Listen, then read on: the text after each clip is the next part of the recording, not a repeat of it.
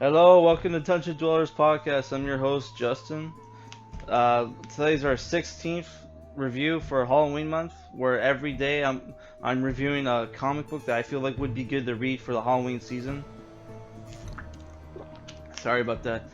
Today we're reviewing The Goon and Rough Stuff, Volume 1, written and illustrated by Eric Powell. This was published by Dark Horse. I would say before I get ahead of myself in this review, I first got into this character when I saw the trailer for this CGI anime movie, starring Clancy B. Brown and Paul Giamatti, where like they play as both the Goon and Frankie. The Goon and Frankie being like the main characters of the comic book, which are part of this gang called the Brazio Gang, that are in direct conflict with this other gang, which is controlled by the zombie priest, who's a necromancer, who reanimates the dead, and some of them are have keep their personality and their intelligence when they get resurrected. They're like zombie gangsters, and other zombies are just roving undead, just roaming the streets for brains.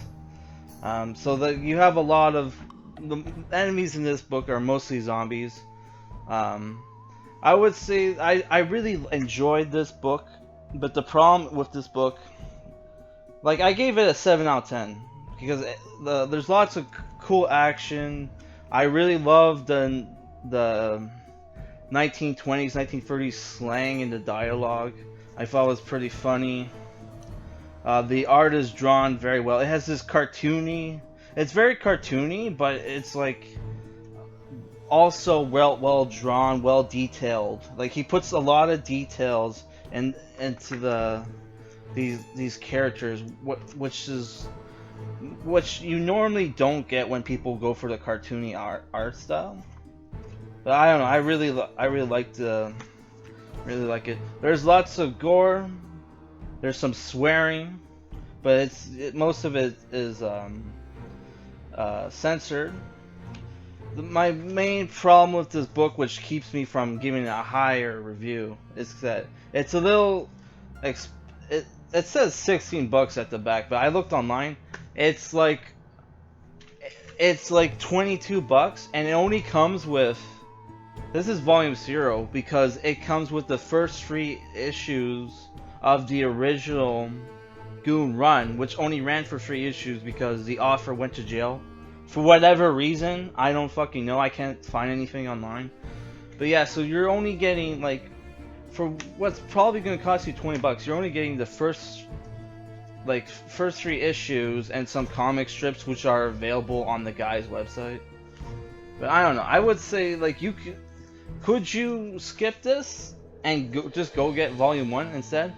Not really, because there's, like, on the 3rd issue, you get, like, origin story for the Goon, which is kind of important for the plot further on. Yeah, I would say I really liked the comic book overall. You have some funny characters with the redneck werewolf, Smelly Pete, that one villain which is just this guy called, I think he's called Joey the Ball, which is this short dude, but he has this really long and muscular arm that he carries like a bowling pole with him all the time, and that he primarily uses as a weapon, which was pretty funny. There's a talking chainsaw, which apparently is the author thought was really dumb, so he didn't incorporate into later issues. I did have a problem because this is written by a felon. Obviously, he's not going to have certain, he's not going to have the same kind of filters we have, right? So there is some scenes of animal abuse. If you're not a fan of that, I know I'm not, and the animal abuse like scenes are like one like um, the head priest, not head priest, zombie priest has his uh, main henchman. I forget his name. He's a zombie gangster.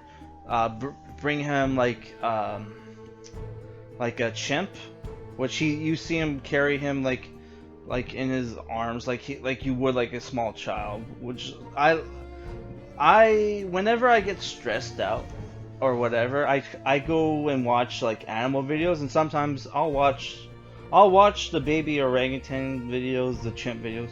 They're super cute and adorable. So he has his henchmen strap the monkey, the chimp, into the table for him to bash his head, bash the monkey's head in, so he can turn him into a 15-foot zombie chimp, which I did not like at all.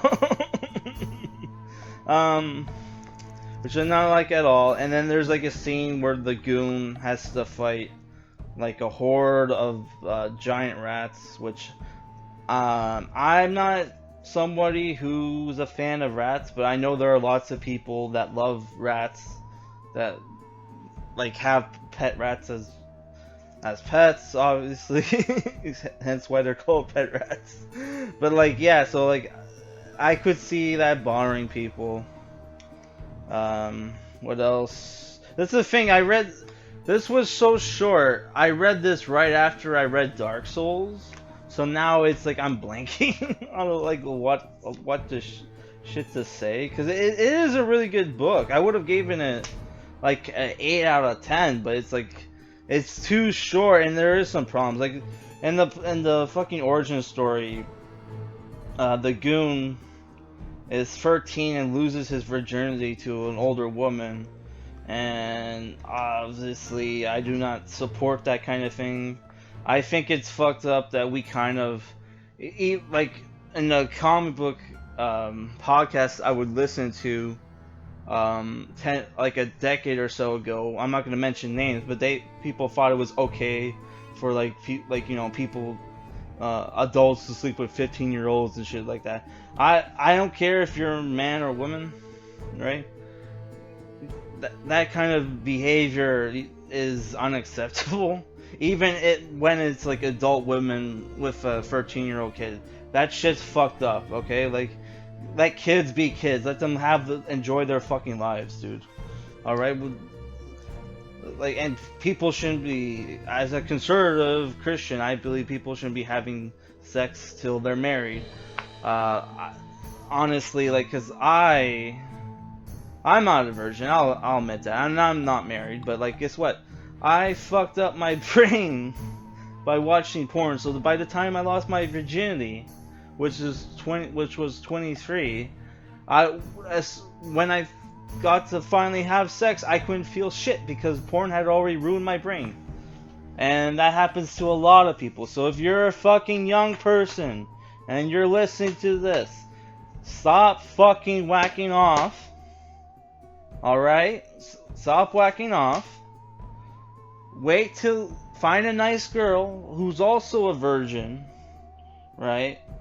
And then, get to know each other and get married right out of high school or whatever, okay? Trust me, you'll be better off, alright? And there's like statistics that say the less sexual partners a woman has before they get married, the more likely the chances are the marriage will actually last. Okay. Alright. So yeah, like, I did not like that. I'm not jealous because he was 13 and I didn't get laid till I was 23. Though it might seem like that. And it was like why is there a belly dancer at a carny? Because he was working at a carny. Or a carnival. I don't fucking get that. That's kind of dumb. I did really like the Fishy Peak, because at one point they fight this giant Cthulhu-looking fisherman who's like singing like old fisherman songs, while he's fighting. That was pretty funny. Cool. Yeah, this series is kind of like a comedic version of Mike Mignogna's Hellboy. If Hellboy was good, which in my opinion sucks. I don't know. That's the thing, I can't review Hellboy because I don't have volume 1. And I only have like a random volume that I got for like 10 bucks. Called The Wild Hunt, which I guess I could review that because it's based off the new Hellboy movie, which I also heard was awful. Honestly, guys, when it comes to Hellboy, the movies and even the anime movies are honestly better than the comics. Like, that's the problem with a lot of Western comics creators who draw and write their stuff. Sometimes they get really fucking lazy when it comes to drawing, and they don't like drawing action scenes. And Mike Mignola, to me, is one of those people who doesn't like drawing action scenes. When you have a character like Hellboy, who carries a pistol around, has a big ass fucking right fist, obviously we want to see a cool character like that fight. But no, whenever like I'll read a Hellboy graphic novel and you actually get to see him to fight, it's like for like 2 fucking seconds, dude. I don't know, dude. Honestly, if you can get this book for cheap, or like you really, I would say, dude. Honestly, dude, this 7 out of 10. This is a great book. Pick it up. Hopefully you can get it for cheap. If not, trust me. Once you start reading this series, you'll enjoy it. Alright? So my next review is going to be... I wasn't going to review it this month, but since the new Batman, Death in the Family animated movie came out, guess what? I'm reviewing the comic book. Fuck it, we'll just pretend it's a Halloween comic. Alright, peace.